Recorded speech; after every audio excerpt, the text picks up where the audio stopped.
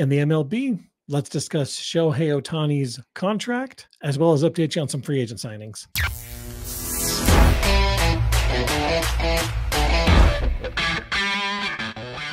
If you are part of the 95% of our audience that is not subscribed, please consider doing so. Thank you. All right, so let's go ahead and talk about Major League Baseball, shall we? Absolutely. So I want to talk a couple of the free agents, get us up to speed, because there's been a few changes since we last recorded. And then we're going to go into Ohtani, talk his contract, and what you think about it. Awesome. And then I'm going to go on a nice little rant about Ohtani at the end of this. So make sure you stay tuned for that. Watch till the end. You're going to love it. This isn't a transaction yet, but the Cubs and the Blue Jays are currently favored to sign Cody Bellinger. Which of those teams do you think Cody Bellinger helps more? He did almost single-handedly bring the Cubs into the last wild card team, but they didn't totally lay an egg in the last couple of weeks of the season, last couple of games. I think he's got a bigger impact on the Cubs than he does on the Blue Jays, I think. Okay, so those are the two teams that favored to land him as of now. Rowdy Tellez signs a 1-year, $3.2 million deal with the Pirates. He had a good season in 22, hit 35 home runs. They're obviously looking to hope he return to his 22 form. The Giants signed Jung-Hoo Lee to a 6-year, $113 million deal. Yeah, this guy, and we'll get into this when we talk about Shohei Ohtani, but as far as a consolation prize, I think they did a pretty good job on this. This is basically budget belly right here is what I think they did.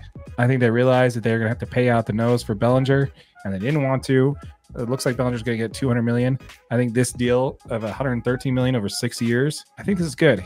You know, he is an outfielder. He hits for average. He averaged over 300 batting average for the whole time he was in the Korean League. His slug is okay. His OPS is above average, and he's really, the last couple of years, really lowered his strikeout rate. Good signing for the Giants there, for sure. Yeah. Did you see Royals agree to a 1-year deal with reliever Will Smith? My question is, I know where you're going with this. He signs 1 year, $5 million, and he's won the World Series in the last 3 seasons. Folks, are the Royals next? Absolutely. Come on, this is Will Smith. He's won a ring 3 years in a row, man. Everywhere he goes, man. All I do was win.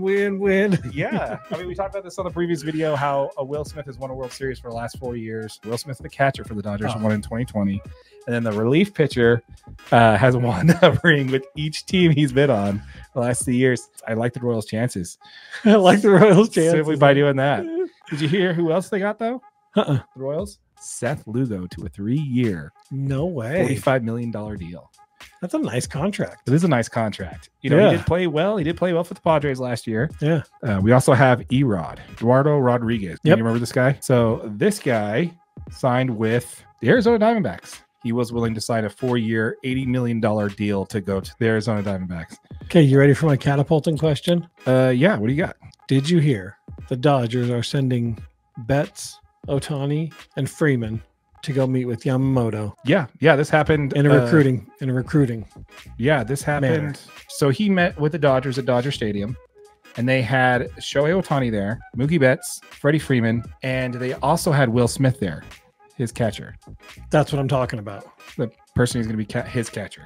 I'm just assuming. But the person who's going to be catching for him, all there. And some drone footage caught the Dodger Stadium's board. It says, welcome Yoshinobu Yamamoto on the board with him in a Dodger uniform. No way. They made a hard push for that. Can you imagine? Okay, first of all, you walk in there and you got Shohei Ohtani, who just signed with the team and just took a massive, and we'll get into the contract later, but a massive pay deferment. Watch to the end. Exactly. Massive pay deferment to have him with the team. That's literally why they did it. And they go in there and have Shohei Ohtani there, his Team Japan from the World Baseball Classic teammate there with him. Yeah. The other 2 players. And then, oh, by the way, you're also your catchers there. You're going to be the starting pitching ace on the team that's won 100 games the last 3 seasons. Sounds pretty nice. I mean, how do you say no to that, dude? I don't think you do. Shohei's been playing in Southern California for 7 years now. He probably definitely have him, help him with the whole cultural difference and learn how to play in the Major League Baseball. And honestly, I just don't know how do you say no to that and how any other team could beat that. They can't. Yamamoto, the Dodgers, we're calling it right now. Okay, here we go. Shohei Ohtani signs a very large contract. Yeah, 10-year, $700 million contract. But wait, there's more. Shohei has elected to defer $680 million of his $700 million deal, only to receive $2 million per year, and will receive $68 million per year from 2034 to 2043. Now, did you see that Shohei retains the option to opt out if controlling owner Mark Walter or president of baseball operations Andrew Friedman leaves the organization? Yes, this broke actually today. So this is great that we're getting onto this. And I think that's awesome that you found that, by the way. Yeah. This is fantastic. Let's first talk about the contract before we get into the opt-outs, which we'll definitely get into because I think there's a good reason why. Baseball is my favorite time to drink. Absolutely. Go for it. I think there's a really good reason for why those clauses are in this contract, by the way. Okay. So Shohei Ohtani has a 10-year, $700 million contract where $680 million was deferred. By all reports, this was actually Ohtani's idea. Ohtani brought this to all teams he was meeting with. They made their initial offer. He countered with this exact same proposal. He offered this to the Cubs, the Blue Jays, the Giants, and the Angels. Okay, now why would he do that? I mean, it's all about roster flexibility. You know what I mean? Deferring that much salary, you're going to allow the team to continue to sign players so that you can win baseball games now. This allows the Dodgers to go after a lot more talent. This lowers whether it's going to hit the tax on them from being $70 million to hit their competitive tax down to $46 million. This allows the Dodgers to have $30 million, probably less because there are a few outstanding free agents the Dodgers probably want to bring back, like Kershaw. This allows them to go out and get a Yamamoto, allows them to get out and get a Blake Snell. Because of the flexibility. Exactly. This Absolutely. allows them to put them in a position where they're not going to be penalized for the cap. The reason why it's so important for him to make sure that the controlling owner of the team is Mark Walter is because in 10 years, and this is a hot take, man, you haven't heard this anywhere else. Okay. My take on this is that when that 10 years is up, they're going to pivot that $600 million into an ownership stake with the Dodgers instead of paying it. Ooh, that's exactly what they're going to do. Everybody else is talking about the potential of like him moving to Texas so he doesn't have to pay income taxes on it and it's being like a way to dodge taxes. No, I think this is a way for Ohtani to actually become part owner of the Dodgers. That's what I think is going to happen. 10 years from now, they're going to be paying him. I think you're absolutely right. They're going to be paying him $2 million a year. Do you know what his total value of the contract by the time he's done is actually going to be? What? Because money today is worth more than money. Absolutely. We're not going to go into economics. You guys know what I'm talking about here. Yeah. Major League Baseball Players Association values this $700 million contract at $438 million. That's the true value dollar-wise of this contract. Right. So everybody's like $700 million. It's only $437.8 million. Actually, this is actual contract value, which I'm willing to bet you the Dodgers don't even actually end up paying because they're just going to roll that into an ownership stake. Wow, hot take. You heard it here first. Exactly. Okay, how does this Shohei contract structuring affect future large contracts moving forward? The only way it affects it is if it changes the way people handle the deferments. Now, Mookie Betts and Freddie Freeman are already on contract deferrals, but I think that this contract is going to cause Major League Baseball to make some changes to prevent something like this happening again. However, I don't think this is possible. People act like this is a new thing. Max Scherzer's contract with the Nationals, his contract was actually deferred 50%. Oh, wow. I don't think you're ever going to see another player come into baseball that's going to have that much off-field opportunity to make that kind of money to where he can just basically play for free for the team. So this just isn't going to happen again. Okay, so two things. First, for all the teams out there that are saying that this is unfair to the Los Angeles Dodgers, they can keep doing this. Keep in mind that this player is being paid absolutely nothing to play with the Los Angeles Dodgers. And the only thing that kept other teams from signing him is the fear of paying that $68 million, for the next 10 years after his contract. If you put the money that you were going to pay him, $70 million or whatever it is, in the bank and just invest that money wisely, it's just going to sit and accrue interest 10 years from now, and you'll be able to pay that out no problem. Yep. Any team in baseball wouldn't be able to sign Shohei Ohtani.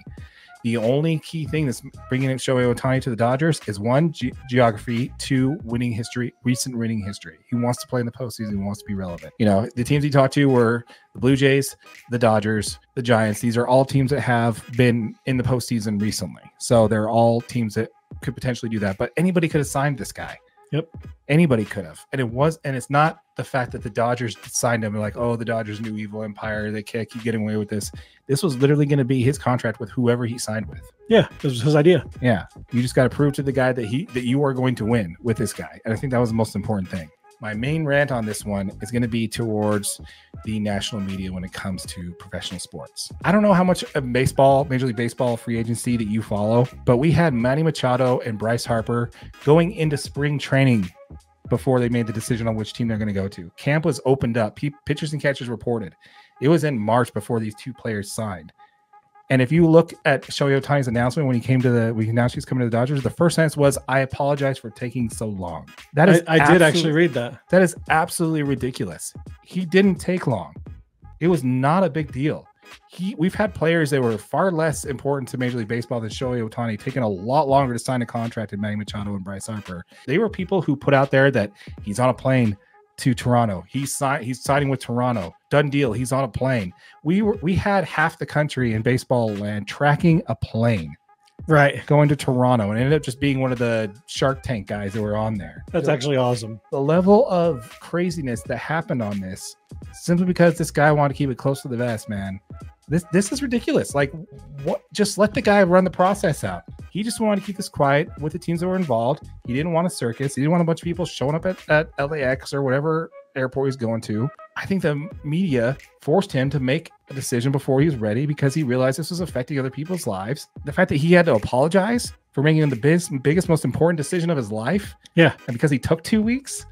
It's almost $1 billion decision. Yeah. And all because I felt like he felt forced because of the media. I just think that's a bad look on the national media. A lot of people were throwing out crazy stuff when nobody knew. I just think that was a big mistake from the national media. And I hope we learned something from that one, because that was just absolutely disgusting. Didn't make us look good at all. Right. Final question. Will Shohei only hitting for the Dodgers next year make them a contender, or will you need his pitching to actually be a favorite to win it all? No, I don't think so. I think him just simply being in the lineup will definitely make them a contender, because a lot of people are talking about, oh, the Dodgers need pitching. Yeah, absolutely. They did need pitching, but with this contract, they're going to be able to get pitching. They're also real close to signing Yamamoto. You heard it here first. And they're actually going to be making a trade too, to get, they're trading for starting pitching. Think about it this way. Both the Braves and the Dodgers went out pretty pathetically in the first round of their playoffs this year. Absolutely. And it wasn't because of pitching. Go Braves. Yeah, it wasn't because of pitching. The Dodgers, Freddie Freeman and Mookie Betts won for 20, whatever. You think if Shohei Ohtani has 4 at-bats in those games that he's going to go over? The Dodgers are not going to need him as a pitcher in order for them to be effective. He still is. I would argue he's still the best hitter in Major League Baseball too. Right. Yeah. So you got the player who won the Cy Young in the American League last year, and you got the number 2, number 3 in the National League MVP backing him up. Oh, by the way, they still have Max Muncy, who had 36 bombs last year. Behind him, you got Will Smith, one of the best hitting catchers in baseball. And the list goes on and on and on, man. Yep. So, no, I don't think you need him as a pitcher. You know who I'm going to predict to win the World Series? Who do you got? The Royals. That's right. They got Will Smith. They got Will Smith. It's done. It's over. Place your bets, guys. Not a betting channel. No, not a betting channel, but if you put money on Will Smith, I do want to cut. That's right. Exactly. All right, folks. Well, once again, thank you all for turning in here. Keep in mind, folks, this is a podcast. So if you're watching this on YouTube or one of our shorter videos that we put out on YouTube, the full video is available in its entirety on everything we talked about underneath our playlist labeled podcast. It's also available wherever you get your podcasts. Yep. And if you're watching on YouTube, make sure you like it, make sure you share it, make sure you subscribe. We appreciate all the engagement. This last couple of weeks has been fantastic. Absolutely. It's been super fun. You guys have been awesome. With all that said, folks, once again, thank you all for tuning in. My name is Darren. That is AJ. And this has been the DNA Sports Recap. Till next time.